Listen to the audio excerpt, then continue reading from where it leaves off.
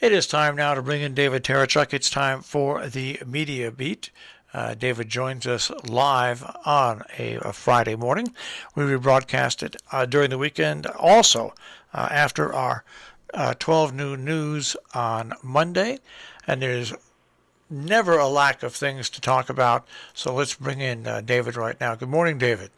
Well, hello. Good to be with you again, reporting in from the media capital of the world, New York City, where we're marking the beginning, the kind of official beginning of summer. A new sound in the city, I can report to you.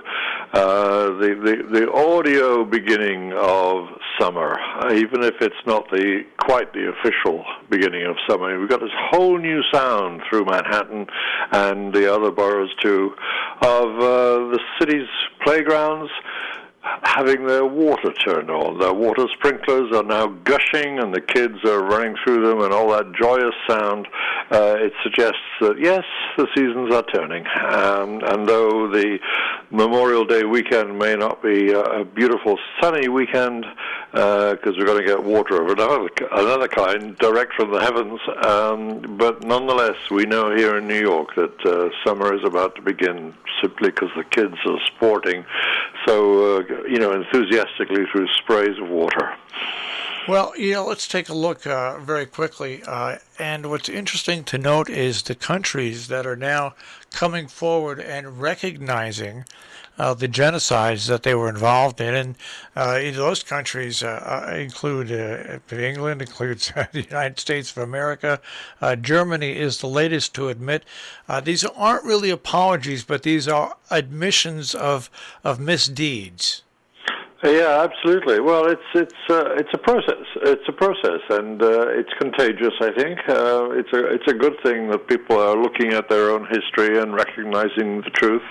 And you get interesting developments like President Macron from France visiting Rwanda, one of its own former. It was in its sphere of influence, but it remains in France's sphere of influence. France has this interesting relationship with its former colonies. It doesn't quite treat them as colonies anymore, of course it can't, but on the other hand it does seem to exert a considerable influence still and tries to cultivate them consistently. And you had an interesting case of that non-apology process that you often get from leaders now in issues like this. He acknowledged France's role in the massacre back in 1994 when more than 750,000 people were massacred. And his position there was that France does recognize what its role is, though he didn't go quite as far as many French people would have liked him to do, and say that France could have stepped in at the time to prevent it. But the acknowledgement was enough to be, a very big story in France and a very big international story too. And it's, as I say, part of a process that is almost worldwide now. There will be places, of course, where people just refuse to acknowledge the sins of their forefathers, just as they refuse to accept their own sins in the current day. That's particularly true in autocratic regimes. It always has been, probably always will be. But yes, the recognition is a spreading one, and it's to be welcomed, I think. And before we move on, just one other final note I want to bring up and get your opinion on. To me, yesterday signified really the total transfer complete of the Republican Party when even Paul Ryan is basically thrown by the wayside, and anybody that knows Paul Ryan, whether you agreed with his politics or not, knew that he stood for a conservative Republican Party, and he stood as a strong Republican leader, and he is now basically he made his speech, but that speech basically after that, Republicans basically drummed him out of the party. Yeah, kicked the whole question that he was trying to raise off to the sideline again. autocracy, still a matter to be discussed. And extraordinarily enough, I mean, although we've always said it couldn't happen here, it's an old phrase about American politics, it couldn't happen here, referring to autocracy and the other sort of heavy-handed forms of government that can prevail around the world. It was believed America is somehow, in some special magical way, immune to it. But in the Republican Party now, you've got all the signs of autocratic leadership being exerted by its failed leader from the last presidential administration.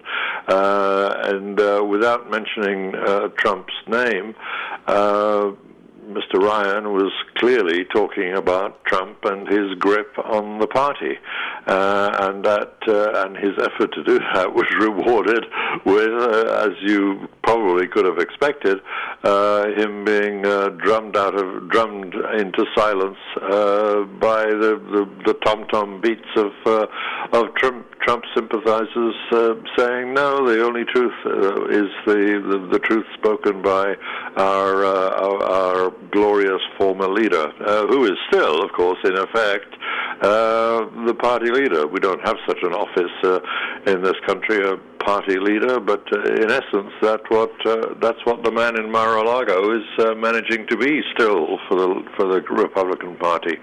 Now, that may well influence in great degree the selection of candidates and upcoming primaries, whether or not it's going to continue its force into the next general election, and we'll see a rerun of Trump's effort to get into the White House one more time is a very open question. I myself think that it's going to be a bit of a stretch, but on the other hand, I have to be honest and say I can't, in any real sense, see a track. If I was a reporter trying to predict how things might go politically, I'm not at all sure by what process we would end up with in 2024 the party selecting consciously and deliberately Donald J. Trump to be their candidate again. But it looms as a terrible, terrible threat for now.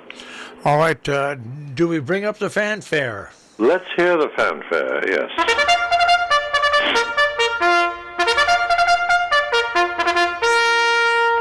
It's my way of awarding a bit of admiring praise to a piece of very good media tech reporting this week. I like to find the good and praise it, as in the words of Alex Haley. And this week I saw a good piece of journalism in that rarefied field of media tech, which sometimes is actually hard to understand, let alone appreciate its journalistic value. But it comes from the Washington Post from Jeffrey Fowler, the technology columnist there. And it's a wonderful piece of straightforward reporting which has a touch of welcome diatribe about it, especially if you are a tech fan. And of course we all have to be, to some degree, appreciators of technology these days. It's essentially about Apple, a company that is clearly, the lead, has the lead in many different ways, financially and technologically. But it's a smart headline on the piece. It presents itself as a kind of Bill of Rights for we citizens, but particularly we citizens who carry around with us the ubiquitous iPhone. The headline is, "I tracked all the things that Apple won't let you do with your iPhone," and then he promises to deliver an iPhone as Bill of Rights. It settles on it revolves around fundamental and very basic elements of iPhone ownership. For instance, if consider you might, as I don't, for instance, you might not, as I don't, like the sound of Siri's voice on your iPhone, and you might want to replace it with another voice assistant. The apps do exist, but don't bother with an iPhone. You can't do it. You just can't do it. Do you want to send iMessages to someone with an Android phone and not another Apple iPhone? Well, no, you can't do that either. You want to back up your iPhone to something else besides Apple's iCloud. You want to save your material to Google Drive because you use Google Drive in other parts of your life. Well, you can't do that either. If you're technically minded and want to get repair parts for your Apple, you would like to order them and use them on your phone. No, you can't do that either. And if you ever want to transfer your digital life onto a different kind of smartphone altogether, if you want to change, well, good luck. You can't do that. You may have an iPhone, but it's not really yours to do exactly what you want to do with it. And Apple's reason for making all these very strict rules about what you can and cannot do with your iPhone is, of course, outwardly it sounds like a very reasonable one. Apple says it's protecting our security and our privacy, but it's become clear over the decades. I mean, it may have once seemed a very iffy thing to have in your pocket, a complete computer that other people could hack. But it's now clear that now that iPhones are so much part of our life, the way that Apple actually controls our iPhone is not really just for security and privacy. It's to do with Apple controlling us so that Apple itself can make more money. And it goes from everything from the case of Epic Games that wants to get into the Apple App Store and can't because Apple says no, you can't. Right through to all these tiny issues to do with what you can and cannot do with particular pieces of technology. And the source of all this all the time is quite clearly revealed by Fowler's work here. He's found it's not difficult to find a piece of quotation from Apple's original founder, Steve Jobs, because he said very clearly that the point of all the iPhone rules is to ensure that people don't switch away from having an iPhone to something else. It is a kind of, as the headline says, a kind of eye trap. The iPhone is an eye trap. So a good piece of journalism, as I say, a bit of a diatribe, but that points up the essential truth of all the disturbing features of Apple control that Fowler has successfully managed to list here. And you go back to the founding of Apple, and Steve Jobs was very upfront about it. His computer was not going to interface with any other computers. That's right. And he didn't want any foreign software going into his computers. That's the way he decided to operate, and that's the way they operate now. And Tim Cook, his successor, has said very clearly that he doesn't want to see his customers, buy an Android for their preteen children. Every move they make is to ensure their own market leadership. Yeah, it's interesting. I mean, I found workarounds on getting photos off the iPhone and storing them on my computer. Good for you. But it's you're one among very few, I think. Well, no, what I had to do, and it sounds crazy, is I had to buy a used Apple laptop, and I was able to through the cloud move the photos to that, and then once on the network, I was able to move those photos to an off-site hard drive that I have. But a normal person shouldn't have to go through that to transfer photos that they have on their own iPhone and transfer them to the digital frames that are out there and your own computer, and you can, and your own television, as a matter of fact. You can do them absolutely. now. Yeah. Well, Apple. I'm an Apple fan, I have to say. Yeah, I mean, I've almost always used Apple products, and right from the beginning. Though, of course, I've had to switch back and forth, and depending on what particular project I'm involved in and with what partners. But yeah, we go right back. You're quite right to the Apple co-founder Steve Jobs right at the beginning, and the quote that stands out from this piece is his very clear words. He says, "Our object is to," and I'm going to quote directly here, "tie all of our products together so we further lock customers into our ecosystem." So there you have it. And inevitably, you get a backlash from customers if you do that. And it's interesting to see this Bill of Rights being presented by the Washington Post for those people who do want to fight back against Apple's form of entrapment of us all. Now, when you bring up ecosystems, Joe Biden comes to my mind because, of course, he has ordered the intelligence agencies to do a review of COVID-19, and could it possibly have been leaked?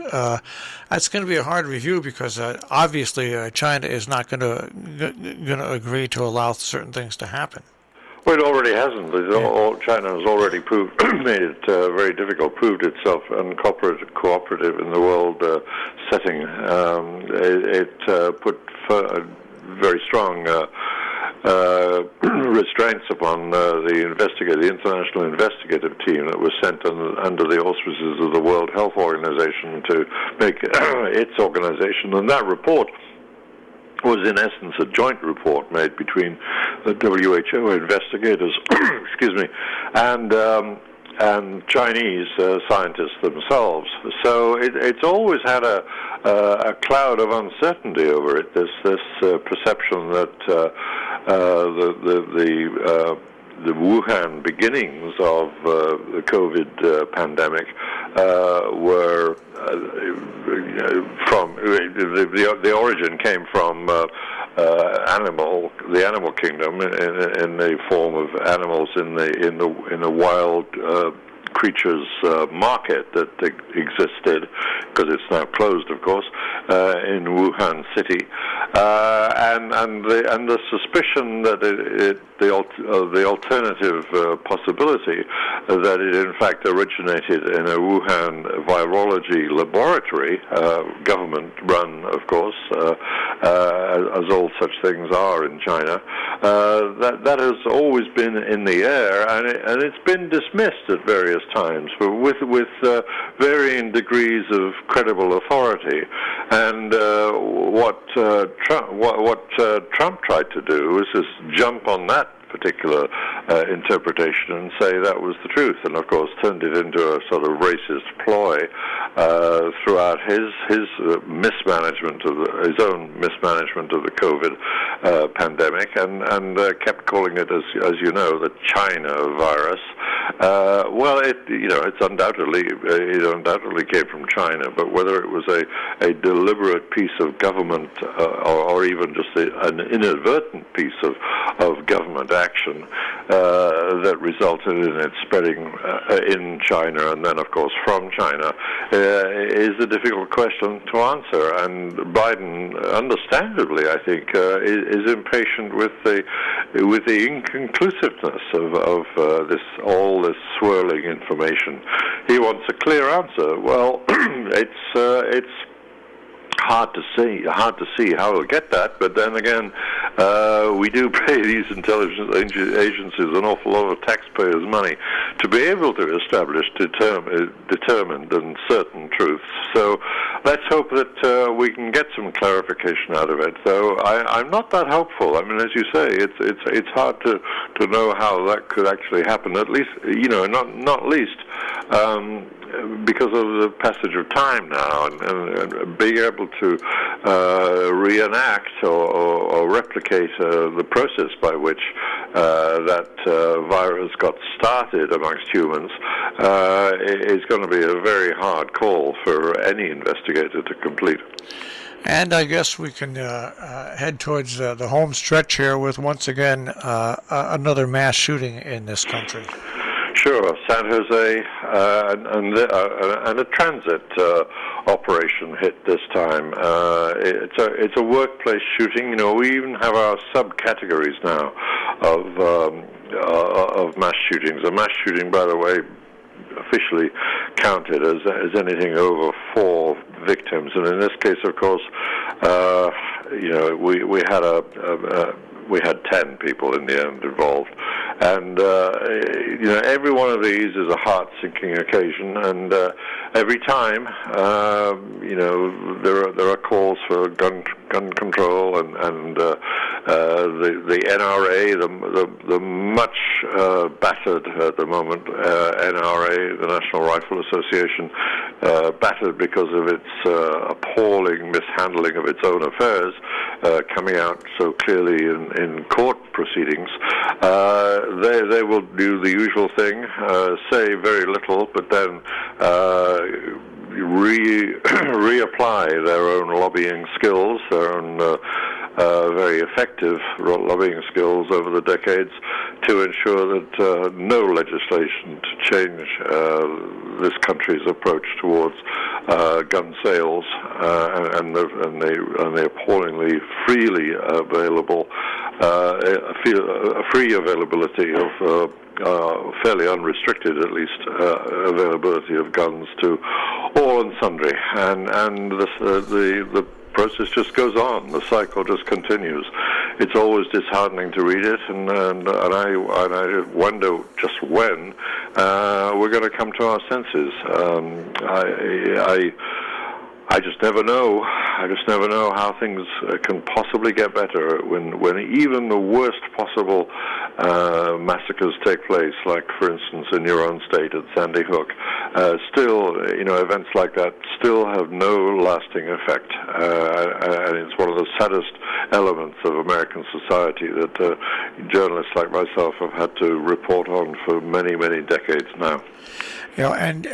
And you look at why it's not going to go anyplace. Probably is just take a look. Last night I went to C-SPAN before I was set to go to bed. I wanted to see about the vote on the January 6th commission, and once again, legislation before that, everything was slowed down to a crawl where nothing happened.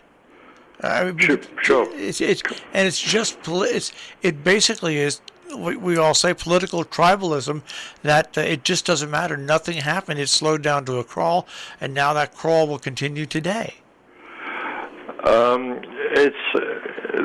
This may be a disturbing way to think about it, but I kept hearing yesterday, away from in a sense, far away from the subject of gun violence, but I kept hearing people talk about the anathema, and that was the word that was used, the anathema of people being forced, Americans being forced to take the vaccine.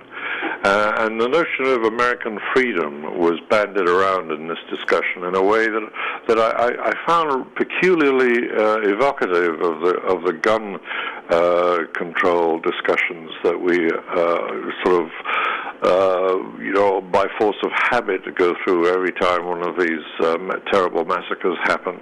There's some notion of American freedom is that you can't make people do things. You can't tell people that they have to do something for the common good, for instance, which is certainly true of vaccination, and it's arguable that this could be true, that for other matters like public safety, other forms of public safety, like protecting people from crazy individuals who have guns in their hands. But to say that somehow or other, because we're American, we cannot be told what to do in our own lives is an interesting, a slightly skewed, not slightly, very skewed version of what personal liberty is all about. If you have the freedom not to take the vaccine, you're obviously free to, inflict ill health, perhaps death, on other people. If you say that any attempt at gun control is an encroachment upon your personal liberty to hold a gun, you're spitting in the face of the idea idea that some things, like public safety overall, are more important than individual liberties. Now, that's a deep philosophical argument that it may be difficult to get into, but I think it needs to be faced.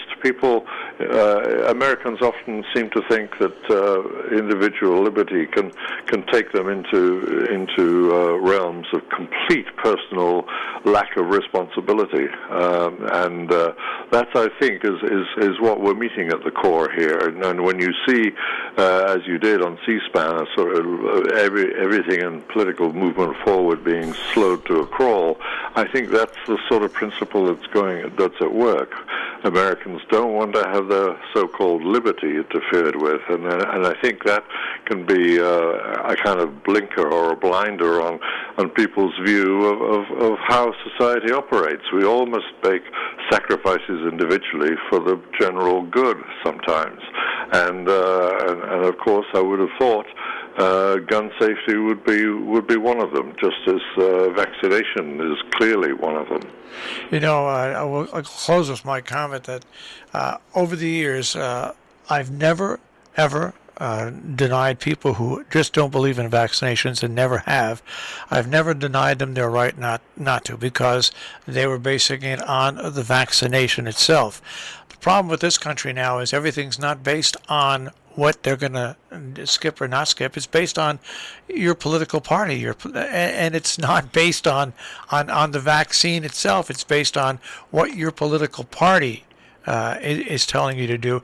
That's the most absurd thing that I see that has developed in America, and that it's no longer you're choosing because you've investigated something and you've decided, it's not for my family.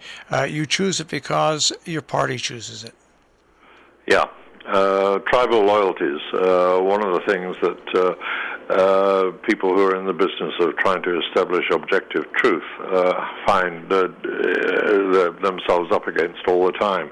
It's hard to do straightforward reporting of something that you want to get established as a consensus, some notion of what is an absolute truth. That you can confidently report to the public when everybody's, well, perhaps not everybody, but the vast majority of people seem to be wearing blinkers that are dictated to them by a sense of which tribe they belong to. And that's a lamentable state of affairs for this country to have gotten itself into. David, it's always great talking to you. We'll speak to you next week. Look forward to that. Take care. Bye-bye now. David Tereshchuk with the Media Beat. Of course, David can be found at his own website, themediabeat.us. He's also a PBS television correspondent reporting on ethics and belief. And we present him here live every Friday morning on Robin Hood Radio. And as I said again, on Mondays after the 12 noon news and at various times over the course of the weekend. Once again, themediabeat.us. Or you can find him on our on-demand page, robinhoodradio.com. Click on On Demand, click on the Media Beat with David Tereshchuk.